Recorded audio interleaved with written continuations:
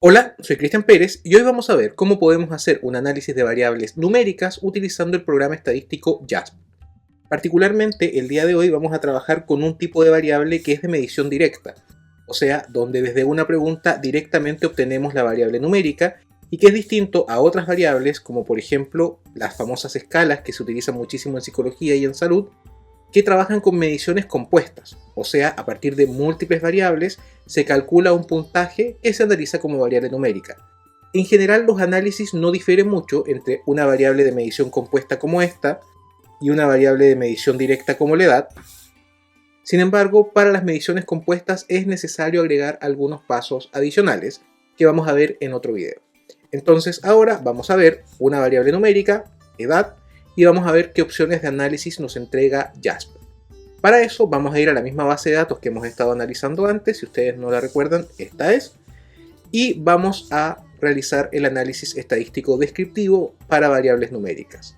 El análisis que hicimos en el video anterior de variables categóricas quedó almacenado acá, aquí están algunas de las opciones que marcamos, pero ahora vamos a volver a ir a descriptivos, no vamos a editar el que ya teníamos, sino que vamos a agregar un nuevo análisis descriptivo para analizar edad.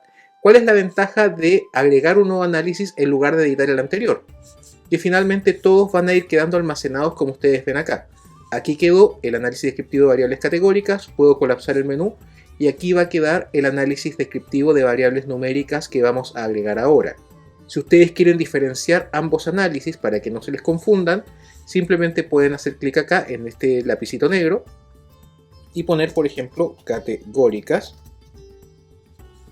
Colapso el menú y luego acá puedo poner numéricas, pero técnicamente es una única numérica que es edad, así que creo que es más honesto poner el nombre de la única variable que vamos a analizar. Y queda así. Entonces, para analizar edad, lo mismo que hicimos antes, acá está el listado de todas las variables de la base de datos, aquí está el listado de las variables que voy a analizar, así que basta con hacer doble clic en edad, o si ustedes quieren, pueden tomar edad y hacer clic en este botón para enviarla al análisis. Por defecto ya habíamos visto que JASP entrega la información de los datos válidos de la variable, los datos ausentes, que en este caso de los 999 serían 5, la media aritmética, la desviación típica, que en Latinoamérica llamamos desviación estándar, el mínimo y el máximo. Habitualmente estos son los análisis básicos que uno puede informar de una variable numérica y esto se puede hacer directamente en el texto. Aquí teníamos el texto de resultados que redactamos con las variables categóricas el otro día. Simplemente pudiésemos agregar esta información dentro del mismo texto de la siguiente forma. Se obtuvo una muestra de 999 estudiantes universitarios con edades entre los, vamos a ir acá, 17 y 34 años. ¿Cómo sé que 17 y 34? Porque el mínimo es 17, el máximo es 34. Y pudiese poner así, con una media de... Voy a tratar de correr esto un poquito para acá para que sea más fácil. Una media de 20,76 años. Y una desviación estándar de 2,15. Recuerden que en España le dicen desviación típica, no estándar, por cómo tradujeron el concepto desde el inglés. Así que es muy importante que dependiendo del origen de la revista, uno adapte el lenguaje. Entonces en revistas mexicanas uno puede hablar de desviación estándar, en revistas chilenas igual, en revistas españolas uno debería hablar de desviación típica. No hay ninguna diferencia en el cálculo, es exactamente lo mismo, cambia solo la traducción. Otra forma de hacer esto es abreviándolo con símbolos y uno puede ponerlo así. En general nosotros estamos acostumbrados a utilizar el X barra para simbolizar la media, pero por una cosa de edición de texto se suele simbolizar con una M la media aritmética y la desviación estándar se suele simbolizar con una DE en Latinoamérica o una DT en España. Y podemos dejarlo así y con eso termina el análisis. Sin embargo, hay un detallito que hay que considerar. Aunque habitualmente nosotros describimos las variables numéricas en términos de sus valores típicos usando la media, no es la medida de tendencia central más adecuada en todos los casos. Aquí nosotros vamos a encontrar distintos grupos de estadísticos que podemos utilizar para describir una variable numérica. El primer grupo de estadísticos, que de hecho lo vamos a encontrar acá, ahora sí, es el de tendencia central. La función de los estadísticos de tendencia central es describir cuáles son los valores típicos de una distribución. Y aquí las opciones, que yo creo que todos las conocemos, son la moda, la mediana y la media aritmética.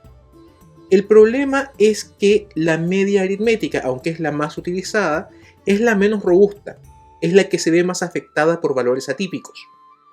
Entonces, para que entiendan un poco la idea, piensen en cuál es el sueldo de un profesional promedio de su país. Piensen cuál es ese promedio y ahora imaginen que a ese grupo se le suma Bill Gates o Elon Musk. ¿Qué pasa con el promedio de sueldo de ese grupo? Aumenta muchísimo y deja de ser representativo de lo típico de una distribución, de lo típico de ese grupo. Por eso la media aritmética es un buen estadístico de tendencia central en distribuciones simétricas.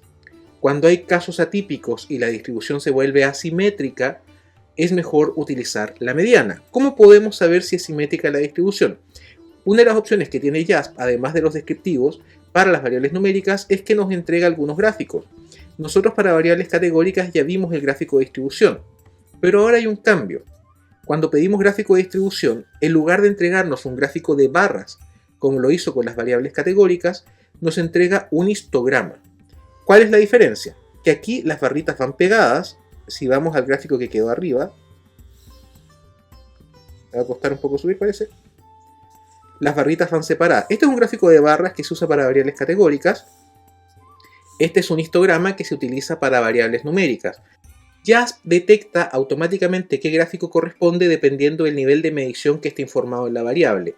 Va a entregar el histograma siempre que sea una variable de escala y va a entregar diagrama de barras cuando la variable sea ordinal o nominal. Y eso depende de cómo la declaró uno en la base de datos. Además acá uno puede entregar la densidad del gráfico y uno puede informar otros estadísticos como por ejemplo el diagrama de caja, que es mi gráfico de distribución favorito porque creo que es el más informativo. Si no recuerdan cómo se lee un diagrama de cajas, recuerden que esta es la mediana o el percentil 50, este de acá, que es el límite superior de la caja, es el percentil 75, este de acá es el percentil 25, y los bigotes se extienden 1,5 rangos intercuartílicos por arriba y por abajo de la caja. ¿Qué es un rango intercuartílico? La diferencia entre el percentil 25 y el percentil 75. Entonces básicamente yo tomo esta distancia, la trazo 1,5 veces, y ahí trazo el bigote, y hacia abajo lo mismo, 1,5 veces. Y trazo el bigote. ¿Por qué el bigote acá quedó más arriba? Porque no había casos que tuvieran ese valor, por lo tanto el bigote se traza donde encuentra el último caso dentro de ese espacio. Si se dan cuenta, el gráfico de cajas tiene la mediana, tiene la caja central, que básicamente es el rango intercuartílico, y además tiene estos famosos bigotes. Los valores que queden fuera de los bigotes se llaman casos atípicos, y en algunos gráficos se suele diferenciar los casos atípicos que estarían sobre 1,5 rangos intercuartílicos por sobre la caja de los casos extremos que estarían sobre 3 rangos intercuartílicos sobre la caja. En este caso JASP no hace esa distinción.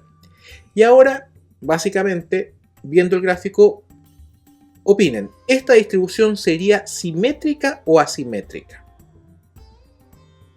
Si se dan cuenta, acá tenemos muchos sujetos agrupados aquí, pero hay algunos que tienen mucha más edad que la tendencia del grupo. Estos serían nuestros Elon Musk o nuestros Bill Gates, que finalmente empiezan a distorsionar y a arrastrar el promedio, porque el promedio no es muy robusto. Ante esta situación, lo primero que uno puede pensar con estos gráficos de distribución es que quizás no es aconsejable utilizar la media para describir la tendencia central del grupo, porque la razón de ser de la media en esta vida es describir lo típico de un grupo. Si finalmente es distorsionada y ya no describe lo típico de un grupo, entonces muy probablemente haya que reemplazarla por otra medida más robusta. Entonces, ¿qué tendríamos que hacer ahora? Ya hicimos un análisis visual. Para completar el análisis visual con algunos antecedentes numéricos, el programa JASP nos permite calcular los estadísticos de asimetría y de kurtosis. Básicamente, una distribución completamente simétrica tiene una simetría de 0. Cuando la cola se empieza a extender hacia valores superiores, la simetría se vuelve positiva y ya empieza a ser preocupante, dependiendo del autor, cuando la simetría es superior a 0.5 o a 1. En este caso sería preocupante de acuerdo a esos dos criterios. Pero también la cola pudiese extenderse por debajo. Si la cola se extiende solamente por debajo, estaríamos ante una asimetría negativa, donde el valor de la asimetría sería también negativo y los umbrales son los mismos. Lo más cercano a 0 indica una distribución más simétrica, bajo menos 0.5 o bajo menos 1 sería una simetría preocupante. En este caso es una simetría preocupante de acuerdo al sesgo de asimetría. Y la kurtosis es otro estadístico que nos permite identificar qué tan normal es una distribución, y también cuando la distribución tiene una concentración moderada, hablamos de una distribución mesocúrtica, y una distribución mesocúrtica tiene una kurtosis de 0. Una distribución que es excesivamente concentrada se llama leptocúrtica y tiene una kurtosis positiva, y nuevamente se utilizan básicamente los mismos umbrales para describir una kurtosis preocupante, sobre 0.5 o sobre 1. En este caso, cualquiera sea tu criterio, ya la kurtosis es excesiva, es una distribución marcadamente leptocúrtica. Si este valor fuera negativo, indicaría una distribución muy plana, que llamamos platicúrtica, y ahí la distribución también sería preocupante si tuviéramos una kurtosis de menos 0.5 o de menos 1. En estos casos, el valor indica que la distribución no es muy normal. Pero una forma complementaria de poder describir la normalidad de una distribución es utilizando un contraste de hipótesis, donde tu distribución se compara con una distribución normal para ver si son iguales o no. Si hay diferencias, vamos a tener una prueba Shapiro-Wilk de normalidad estadísticamente significativa, o sea, donde el valor P de Shapiro-Wilk va a ser inferior a 0,05, lo que indica que tu distribución es distinta a una distribución normal y por tanto tu distribución no es normal. Si el valor P fuera mayor a 0,05, significa que tu distribución no se diferencia significativamente de una distribución normal y por lo tanto puedes asumir normalidad. En este caso no puedo asumir normalidad. Ahora, hay que tener algo en cuenta. Cuando trabajamos con muestras grandes como esta, vamos a tener una potencia mayor de las pruebas estadísticas, por lo tanto los resultados van a tender a ser estadísticamente significativos simplemente por el tamaño muestral. Así que yo les recomendaría que hicieran un análisis complementario considerando toda la información gráfica, que pudiese ser la más sencilla, la información del estadístico de asimetría y de kurtosis, y finalmente la información que nos entregue la prueba de Shapiro-Wilk. En este caso entonces tenemos que rechazar la normalidad, por lo tanto la media no sería un estadístico de tendencia central tan adecuado porque está siendo distorsionado por valores extremos que se desvían por arriba de la distribución, así que es recomendable utilizar la mediana.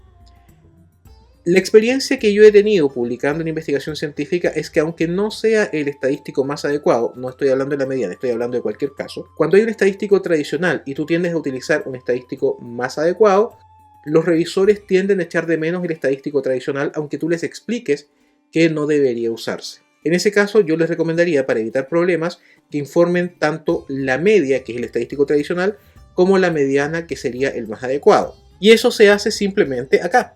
Voy a borrar años de aquí, eso me olvidé recién. Voy a poner MD para poner todos los estadísticos de tendencia central juntos y ya no veo de nuevo qué valor me dio. La mediana me da 20.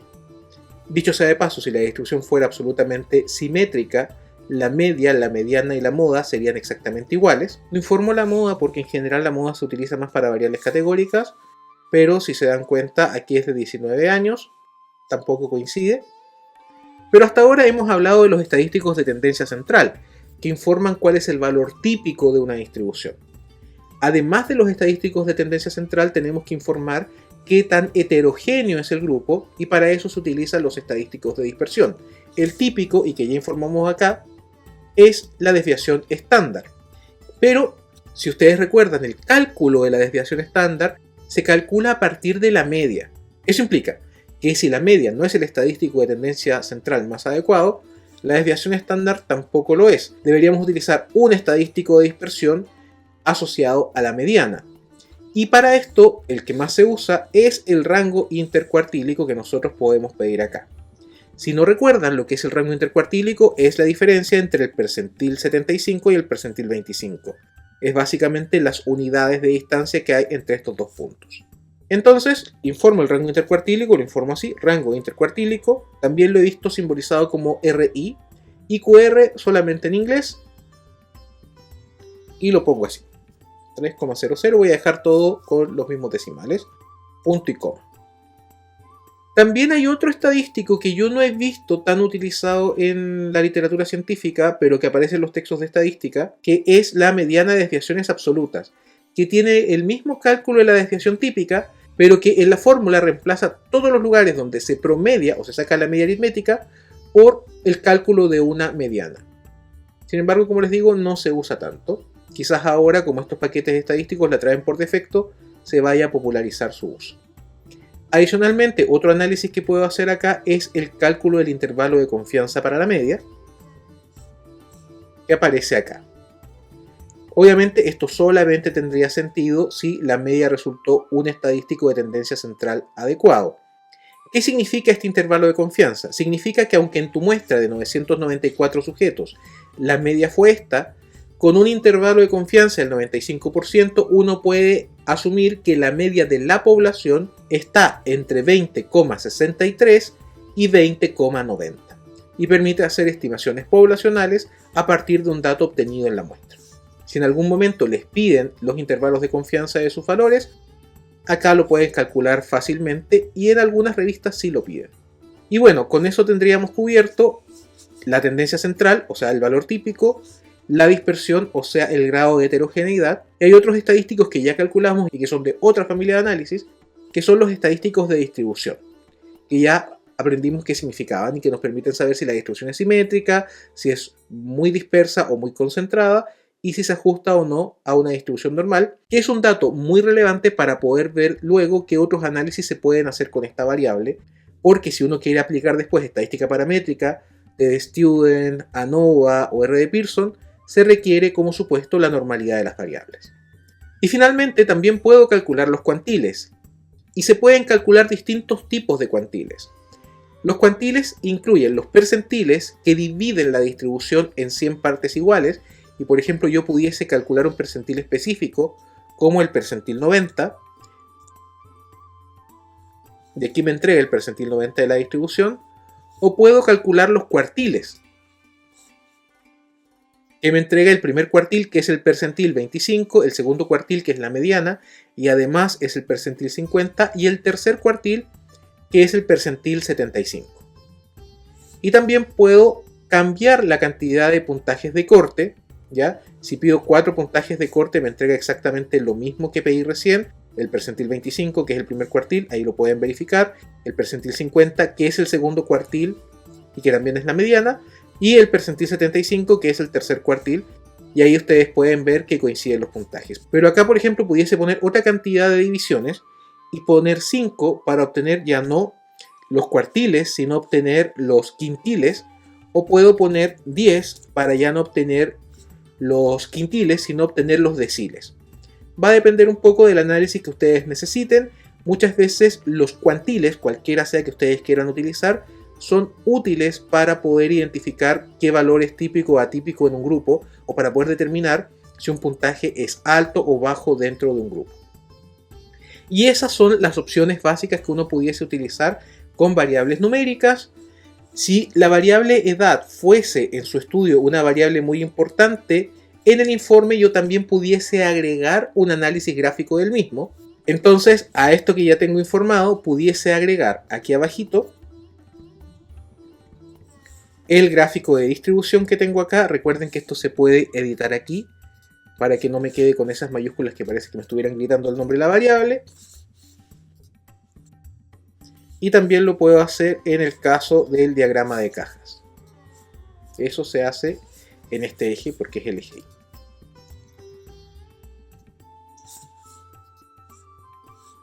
¿Cómo se hace esto? Perfectamente pudiese copiar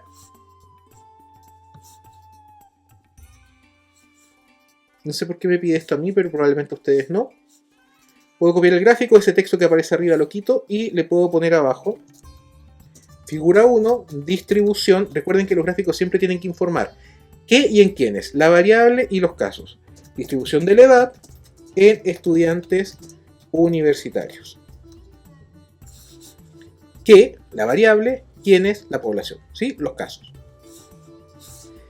Pudiese poner luego el gráfico de cajas, que es el que me gusta más a mí y el que encuentro más informativo, pero en lugar de hacer dos gráficos yo les recomendaría hacer un gráfico combinado. No se puede hacer directamente en el programa, pero uno lo puede hacer aquí. En tablas genera una tabla con 2 columnas y en la primera columna uno toma el histograma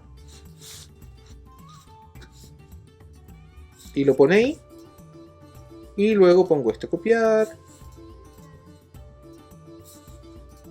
que sí. Voy a borrar ese texto que le pone a los gráficos al inicio y voy a reducir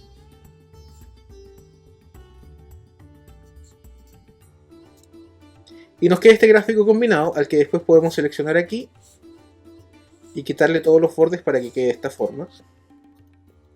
Y básicamente la información sigue siendo pertinente, pero como esto es de la variable numérica, lo voy a tener que agregar acá, figura 1, ¿ya? Y me queda esta redacción. Se obtuvo una muestra de 999 estudiantes universitarios con edades entre los 17 y 34 años. Aquí informo los estadísticos de tendencia central y los estadísticos de dispersión. Informo que esto está vinculado a la figura 1, donde se informa la edad, de los cuales 596 eran mujeres, tabla 1, y acá está la descripción de las variables categóricas que hicimos en un video anterior. Y figura 1 que también describía una categórica, pero como ahora esta de acá es la figura 1, esta pasa a ser la figura 2 y esta de abajo pasa a ser la figura 2. Y eso es lo que podemos hacer para variables numéricas en JASP. Espero que les haya servido este video.